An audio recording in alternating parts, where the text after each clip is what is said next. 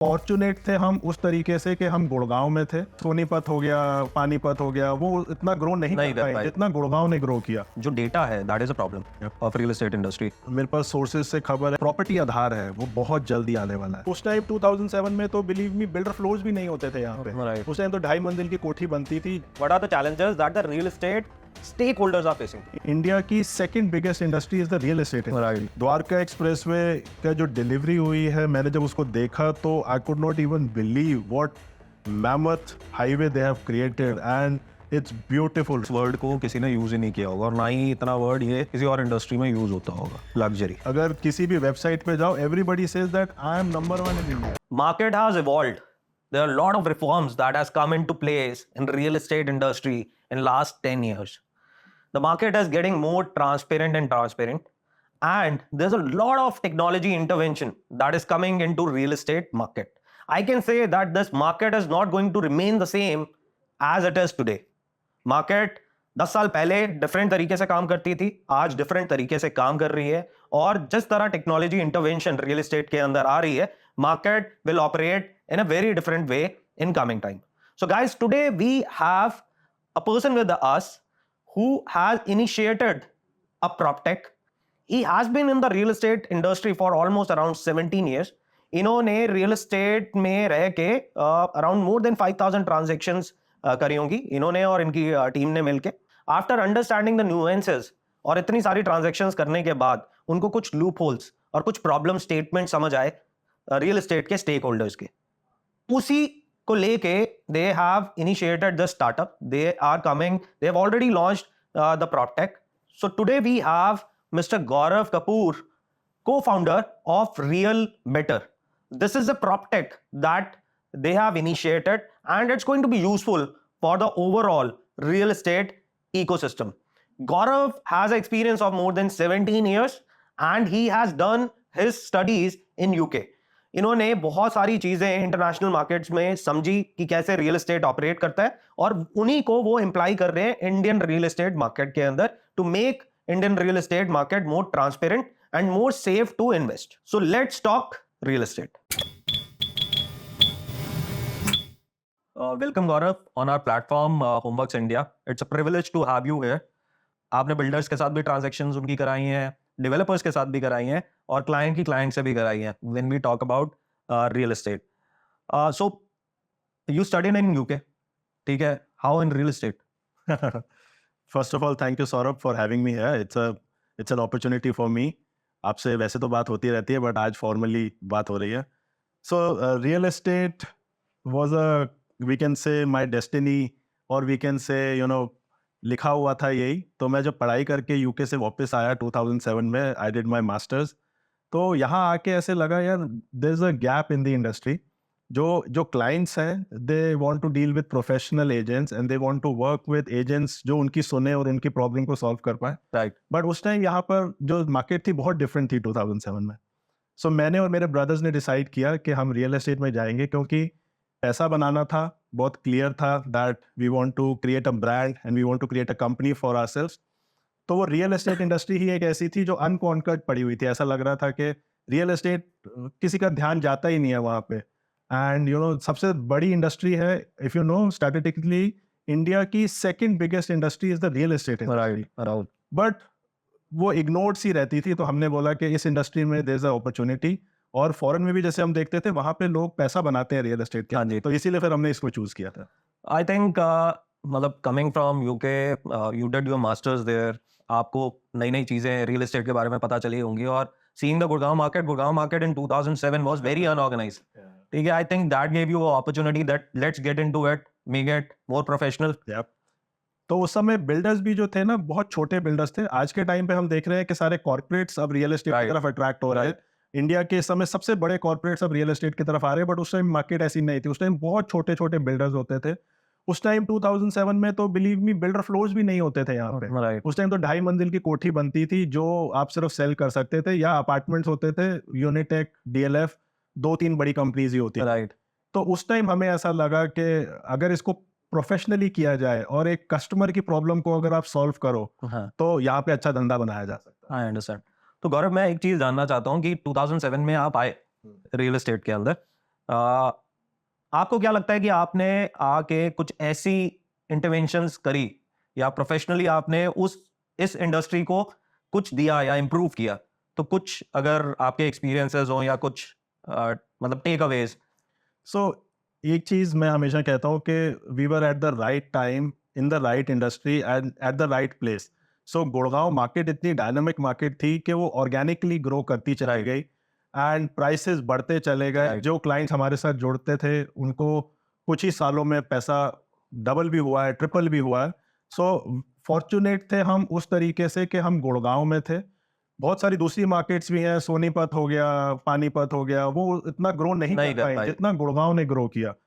But हमने इसको एक प्रोफेशन की तरह लिया, एक अपने धंधे की तरह इसको लिया. एंड कस्टमर को हम हमेशा ये मानते थे कि अगर कस्टमर हमारे पास आया है तो हम उसको कितना बेस्ट तरीके से सर्व कर सकते हैं. हमारी अप्रोच रहती थी उसको एजुकेट करने का. पहले हम गुड़गांव में उसको घुमाते थे, दिखाते थे, क्योंकि दिल्ली से मोस्टली कस्टमर्स आते थे Right. या आउट ऑफ दिल्ली के कस्टमर्स होते थे, उनको गुड़गांव की नॉलेज नहीं होती. Right right. तो हमारी कोशिश ये रहती थी कि हम उनको डिफरेंट जगहें दिखाएं, डिफरेंट अपॉर्चुनिटीज बताएं, प्राइमरी भी, सेकेंडरी भी, रीसेल भी, और जहां पर अच्छी डील मिले वही चीज हम उनको दिलाएं. I understand. That was one thing. फिर हमने टीम बिल्डिंग के ऊपर काम किया. ओके हमने उस टाइम टीम बनानी शुरू करी जब कोई टीम नहीं बनाता था. ओके. तो हम जो लोग थे, हम टैलेंटेड लोग हायर करते थे, उनको ट्रेन करते थे, उनको फिर एक सिस्टम्स अप्रोच हमने सीखी.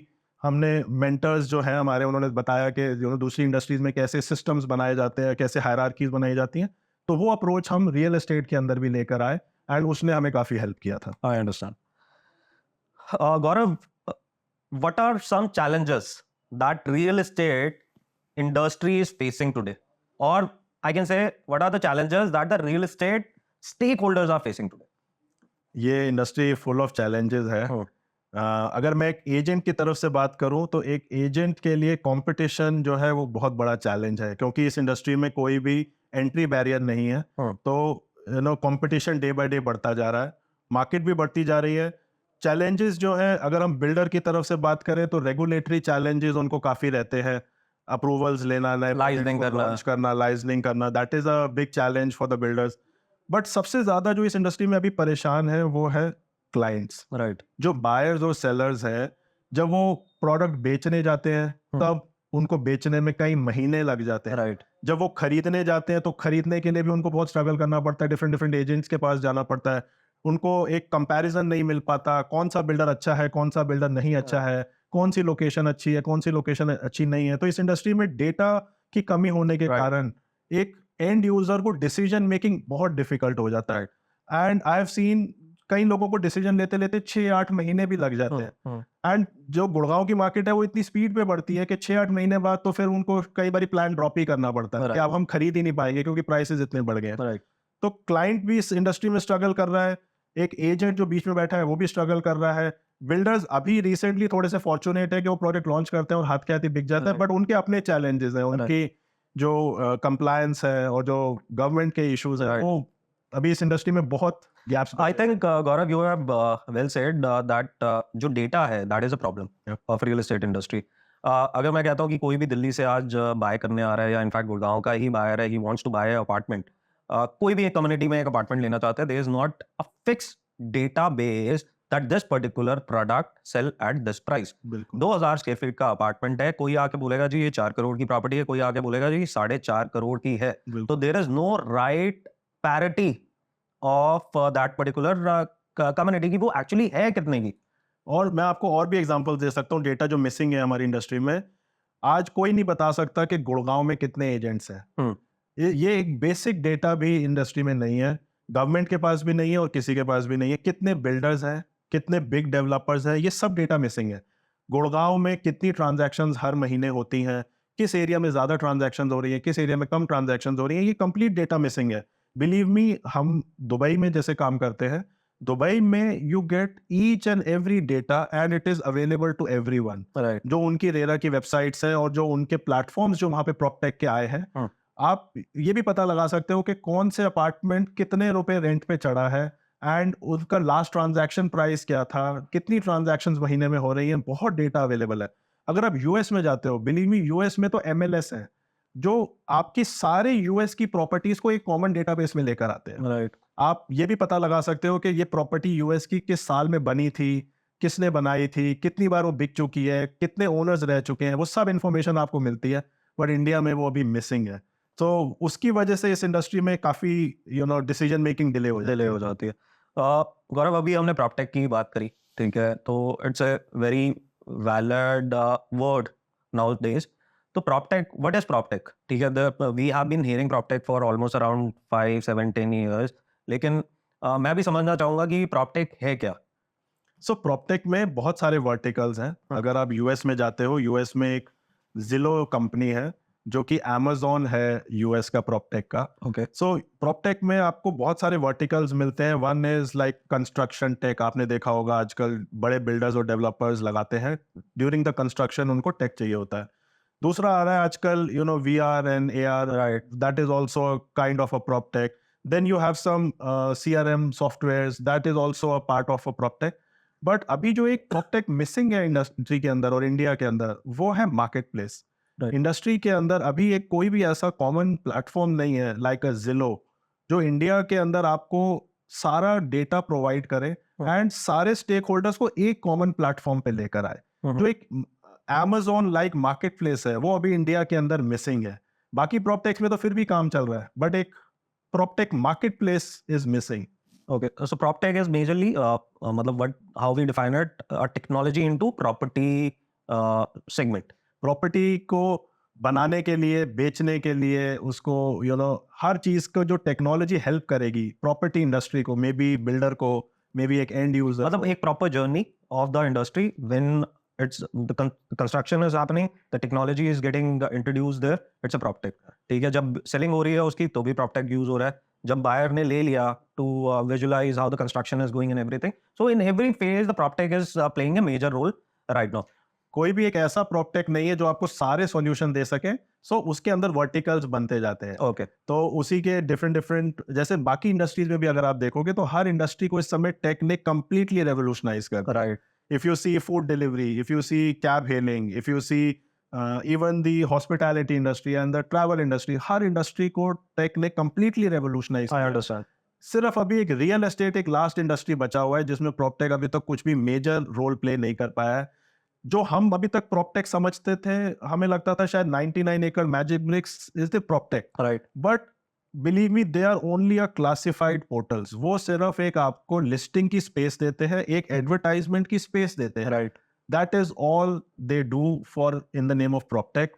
प्रॉप्टेक इससे बहुत बड़ा वर्टिकल है एंड इंडिया के अंदर प्रॉप्टेक अभी लास्ट एक बचा हुआ है सेगमेंट जिसमें अभी तक किसी ने कुछ मेजर कमाल नहीं करके दिखाया। हर इंडस्ट्री के अंदर यूनिकॉर्न बने हैं, राइट, अभी तक रियल एस्टेट में एक भी यूनिकॉर्न नहीं बना है for प्रॉप्टेक। I understand. I understand.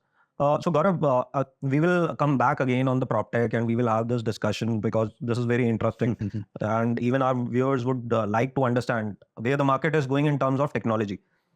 इससे पहले कि हम PropTech पर दोबारा वापस जाएं, I just wanted to understand where the Gurgaon market is plays right now और क्या लगता है कि गुड़गांव मार्केट कैसे जा रही है?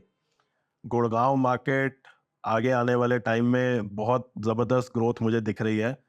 ऑल्दो पिछले 5 साल में ग्रोथ आई है, बट जिस हिसाब से अब बड़े कॉर्पोरेट्स रियल एस्टेट के अंदर आ रहे हैं, public listed companies real estate के अंदर आ रही हैं और जितना फोकस इस समय लोगों का गुड़गांव के ऊपर है, मेरे को नहीं लगता गुड़गांव अभी रुकेगा। गुड़गांव अभी इसी स्पीड पे ग्रो करता रहेगा। जैसे आपने देखा अभी द्वारका एक्सप्रेसवे लॉन्च हुआ, राइट, मुंबई एक्सप्रेसवे लॉन्च हुआ, तो इसके बाद इसके प्रॉपर्टी के और ज़्यादा वर्टिकल्स बढ़ेंगे और ज़्यादा नए इन्वेस्टमेंट्स अब यहाँ पर आएंगी। एंड लास्ट कुछ सालों से जो मैं देख रहा हूँ, एनआरआई बहुत ज़्यादा एक्टिव हो गए हैं towards Gurgaon. Gurgaon favourite spot बनता जा रहा है for NRI investment and lots of Gurgaon builders are now going and doing road shows in Dubai, Singapore, US, Canada and bringing crores of rupees in Gurgaon. I totally agree. इसीलिए जो आप देखते हो product launch हुआ और बिक गया, वो क्यों? क्योंकि इंडियंस तो खरीद ही रहे हैं, बट गुड़गांव के अंदर एनआरआई बहुत पैसा डाल रहे हैं राइट, एंड मल्टीपल प्रॉपर्टीज वो लोग खरीदते हैं, तो गुड़गांव अभी रुकता हुआ नहीं लग रहा कहीं से भी। I understand. Gaurav, you have experience of around 17 years. ठीक है, आप you have sold plots, villas, apartments, office spaces, commercial, Yep. and lot of other things. Yep. दिल के पास कौन सा है? सो मेरे को हमेशा इन्वेस्टमेंट के लिए कमर्शियल बेस्ट लगता है। मेरे को ऐसा लगता है कि कमर्शियल जो आपको रेंटल्स दे सकता है, कमर्शियल जो आपको मल्टीपल ग्रोथ दे सकता है, जो आपको इंक्रीमेंटल एक आपको एप्रिसिएशन दे सकता है, वो रेजिडेंशियल में नहीं मिलती है। सो मैं हमेशा क्लाइंट से यही पूछता था कि ये इन्वेस्टमेंट है या एंड यूज है। राइट। अगर इन्वेस्टमेंट है तो ऑफिस और retail will give you better multiple times growth. अगर रेजिडेंशियल लेना है तो it should be for their own self use. Right. So वो मेरे माइंड में बड़ा क्लियर है। एंड अभी जो रेजिडेंशियल में ग्रोथ आई है पिछले 5 साल के अंदर, 2018 से लेके 2023 तक, और कमर्शियल स्टैग्नेंट था उस टाइम। राइट। सो अब मुझे ऐसा लग रहा है कि कमर्शियल दोबारा शुरू होगा। ये हमेशा साइक्लिकल ग्रोथ होती आई है। एग्री। रेजिडेंशियल इस समय यहाँ पहुंच चुका है बट कमर्शियल अभी नीचे है। So I believe that residential might get stagnant and commercial की अब बारी है, कमर्शियल अब दोबारा स्टार्ट होगा। Okay. Gurgaon market is expanding. Yep. Which is your best bet? Dwarka Expressway, SPR, New Gurgaon, Golf Course Extension Road. So favourite अगर हम पूछें, अगर रहने के लिए चाहिए तो गोल्फ कोर्स एक्सटेंशन बेटर है। वहाँ पर आपको आज ही पूरा इंफ्रास्ट्रक्चर मिलेगा, अच्छे टॉप स्कूल्स मिलेंगे, टॉप मॉल्स मिलेंगे, मार्केट्स मिलेंगी, multiplex, food court, restaurants, I bar, agree. Everything. एक पूरा आपको इकोसिस्टम मिलता है।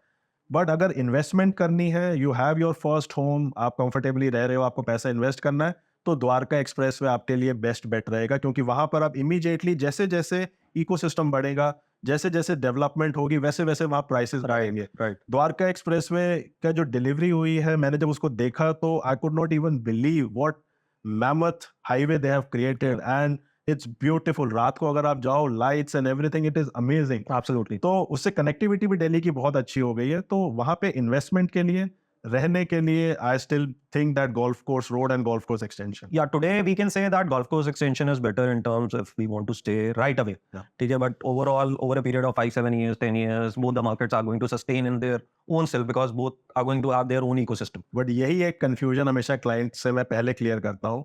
अगर तो रहना है तो गोल्फ कोर्स एक्सटेंशन, अगर 5-7 साल बाद रहना Horizon है है तो तो then it is an investment. Right. Then you are not looking to live. इसका मतलब आप अभी कहीं रह रहे हो, 5-7 साल आपका कोई प्लान नहीं है, तो then it is an investment. Yeah. लोगों को वो कॉन्सेप्ट ही मैं क्लियर करता रह जाता हूँ कि इज इट सेल्फ यूज और इज इट इन्वेस्टमेंट। 5-7 साल तो दुनिया कहाँ से कहाँ पहुंच जाएगी, गुड़गांव के प्राइसेस कहाँ से कहाँ पहुंच जाएंगे। Right. तो देन द्वारका एक्सप्रेस पे 5-7 साल का होराइजन है तो द्वारका एक्सप्रेस पे। राइट।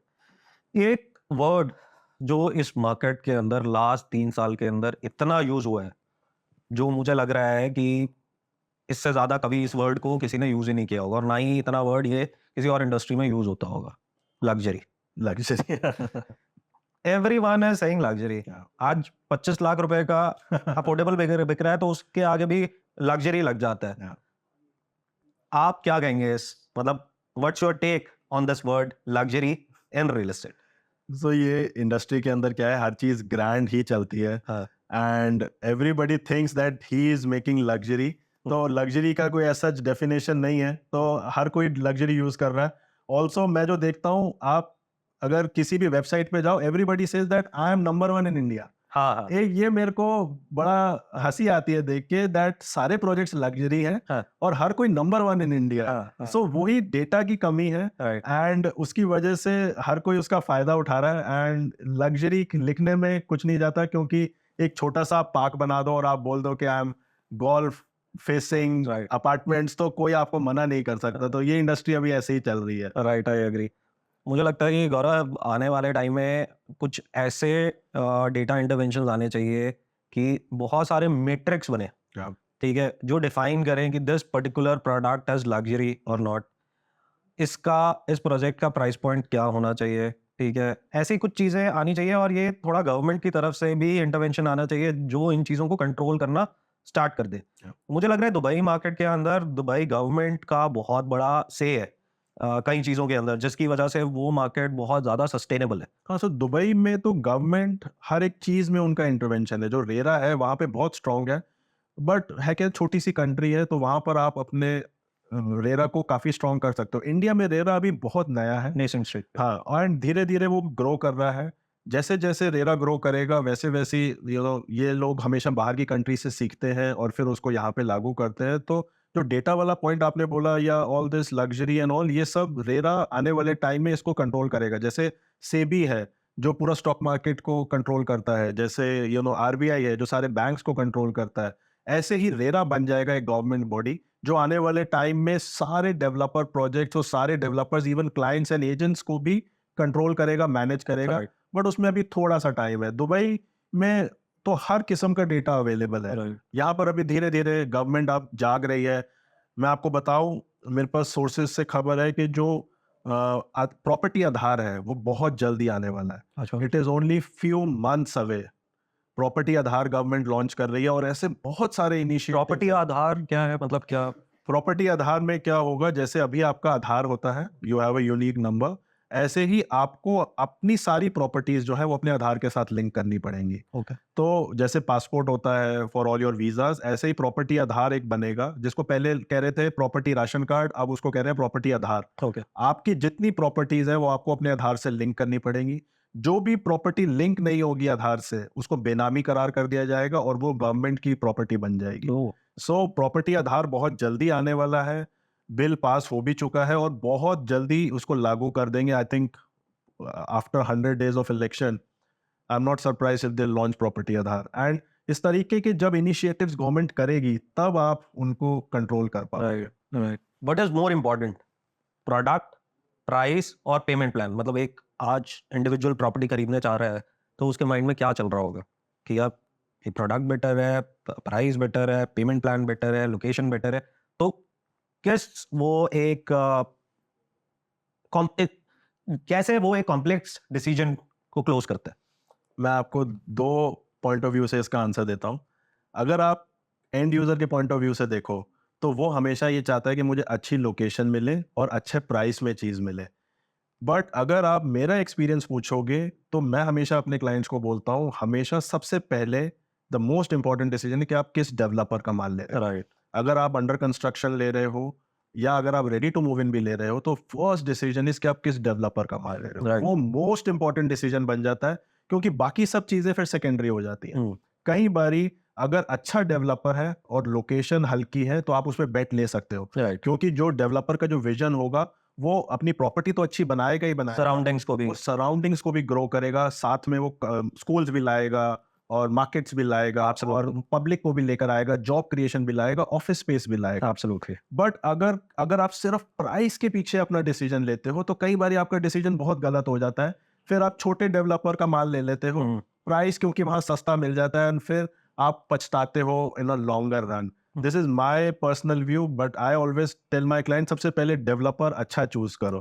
जैसे आपने देखा कई बारी डीएलएफ एक जंगल में जाके भी प्रोजेक्ट बनाता है, पर वो प्रोजेक्ट भी सुपर सक्सेसफुल हो जाता है, क्योंकि डीएलएफ की डिलीवरी, उसका इंफ्रास्ट्रक्चर, उसका आसपास की डेवलपमेंट, रोड्स भी वो लोग खुद बना देते हैं, स्कूल्स भी वो लोग खुद बना देते हैं, मार्केट्स भी बना देते हैं, तो वो एरिया फिर चमक जाता है, क्योंकि वो लोग बहुत लंबा विजन लेके जाते हैं। एक डेवलपर का जो विजन होता है वो शायद 15 साल 20 साल आगे का। एग्जैक्टली। राइट। कस्टमर उतना लंबा नहीं सोच पा रहा होता, वो सिर्फ प्राइस देख रहा होता। Right. Gaurav, what are the problems that you have faced during, जब आप काम कर रहे थे, 17-18 साल हो गए काम करते हुए, what are the problems that you have faced, identified, and what are the solutions to it? ठीक है, क्या उसके सॉल्यूशन मिले? ठीक है, क्या या आपने ही उसके सॉल्यूशन बनाने शुरू कर दिए? सो मैं आपको एक एजेंट के पॉइंट ऑफ व्यू से बता सकता हूँ। 15-17 साल हमने रियल एस्टेट का बिजनेस किया है, मैंने और मेरे ब्रदर्स ने, एंड बिजनेस को ग्रो करने के लिए हमने काफ़ी मेहनत भी करी। तो मैं आपको as a real estate agent जो चैलेंजेस हैं वो बता सकता हूँ। सबसे नंबर 1 आता है लीड जनरेशन। ठीक है, हमारे पास बहुत लिमिटेड सोर्सेज हैं लीड जनरेशन करने के लिए। हमें वापस 99 एकड़ और मैजिक ब्रिक्स पे जाना पड़ता है, उनके पैकेजेस खरीदने पड़ते हैं, रिजल्ट नहीं आता, देन वी से यार नेक्स्ट टाइम से इनका पैकेज नहीं लेंगे, बट फिर 3 महीने बाद फिर हमें वापस उन्हीं के पास जाना पड़ता है, क्योंकि और कोई तरीका नहीं है। अब हम लोग जो है फेसबुक और इंस्टाग्राम एंड लिंक्डइन पे कोशिश करते हैं लीड जनरेशन करने की। वहाँ पे लीड जनरेशन बहुत महंगी पड़ती है, but still quality of lead उतनी अच्छी नहीं है। तो lead generation I think is the big challenge. दूसरा जो चैलेंज आता है, जब कस्टमर हमारे पास आ जाता है, अगर हम हज़ारों रुपए खर्च के एक लीड जनरेट कर लेते हैं तो तब भी हम उसको पूरी तरीके से सर्व नहीं कर पाते। हमारे पास बायर आता है प्रॉपर्टी खरीदने के लिए, हमें कई बारी महीनों लग जाते हैं उसको ऑप्शंस दिखाने में और उसको क्लोज करने में।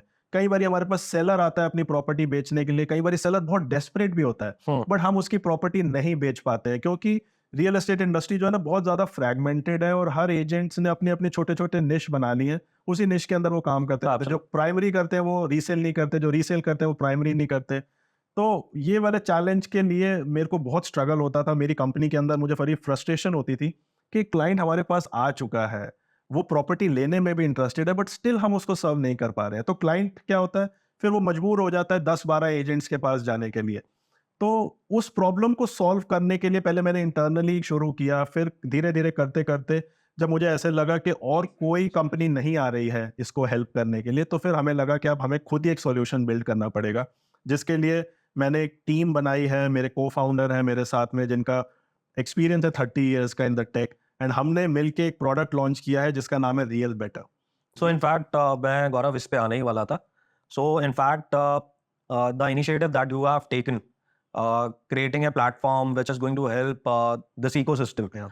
and one of the key stakeholders of real estate, Yeah. that is agents, brokers, wherein they will be equipped to serve their clients in a better way. Yeah. ठीक है. तो मैं real better, which is your platform, ठीक है, I've used it, and I've seen there's a lot of new things that you have added into it, Yeah. which the earlier platforms are not having, and it brings a different perspective, different scope to this industry. Yeah. So हम आगे जाने से पहले I would like to understand real better का overall framework क्या है, how you operate, कितने founders हो आप, and आपका vision क्या है? ठीक है, तो real better is a platform, it's a B2B market place, जहां पर हम सारे इंडस्ट्री के स्टेक होल्डर्स को एक कॉमन प्लेटफॉर्म पे ला रहे हैं सो दैट सबका बिजनेस बढ़े और सबका धंधा बढ़े। एक एजेंट और एक बिल्डर का आज एक कोई भी ऐसा प्लेटफॉर्म नहीं है जिसमें वो आपस में कम्युनिकेट कर सके। So we are bringing a market place, a tech market place, so that an agent can talk to other agent and builder can talk to the agent and developers can also sell their inventory through the agents. इससे क्या होगा, जब ये B2B market place एक सब लोग एक common platform पे आ जाएंगे, तो जो एंड यूजर है जिसने प्रॉपर्टी खरीदनी है या बेचनी है, उसकी लाइफ बहुत आसान हो जाएगी। एंड जो इंडस्ट्री के लोग हैं, जो बिल्डर्स हैं, जो एजेंट्स हैं, उनकी भी लाइफ बहुत आसान हो जाएगी। एक क्लाइंट को सर्व करने के लिए अगर उनको मंथ्स लग जाते हैं तो they can do it in few hours. I understand. हम लोग क्या कर रहे हैं, हमारे जो 100% वेरीफाइड प्रॉपर्टीज है, हम सिर्फ उसी को प्लेटफॉर्म पे लेकर आ रहे हैं, और हमारा एक प्रॉमिस है कि we will only have 100% verified agents and builders. So how you do this verification? सो हम हर तरीके से उनका बिजनेस वेरिफिकेशन, उनका पर्सनल वेरिफिकेशन, उनकी ऑफिस की verification, we make sure that whoever is on the platform is 100% verified, 100% genuine, so that जब किसी दूसरे एजेंट से या दूसरे बिल्डर से जब उनकी बात हो तो उनको भी एक ट्रस्ट बना रहे। एक कॉमन प्लेटफॉर्म पे लाने का फायदा यही है कि एक ट्रस्ट बने कम्युनिटी के अंदर, जो अभी मिसिंग है। Right. एंड अगर क्लाइंट आपके पास आ चुका है, एक बायर है आपके पास या एक सेलर है आपके पास, तो वो बायर और सेलर को आप अपनी बेस्ट तरीके से सर्व कर सको। जितनी ऑप्शंस वो देखना चाहे उतनी वेरीफाइड ऑप्शंस आप उसको दिखा सको एंड अपनी डील्स को जल्दी क्लोज कर सको। ये इसका पूरा मकसद है एक रियल बेटर का। और ये कब स्टार्ट आपने किया रियल? हमने लास्ट ईयर दिवाली पे इसको लॉन्च किया। It's been 6-7 months now, we are getting tremendous response. मैं आपसे भी पूछना चाहूंगा, आप इसको अभी अगर यूज कर रहे हो तो आपका कैसा फीडबैक है? तो गौरव, I've seen it, as I told that you have implied some new things into it. कई ऐसी चीजें आपने इसके अंदर इंट्रोड्यूस करी हैं जो दूसरे प्लेटफॉर्म्स के पास अभी नहीं है. So all the best for your real better. I think we create a better real estate with real better. Yeah. So it's a good initiative.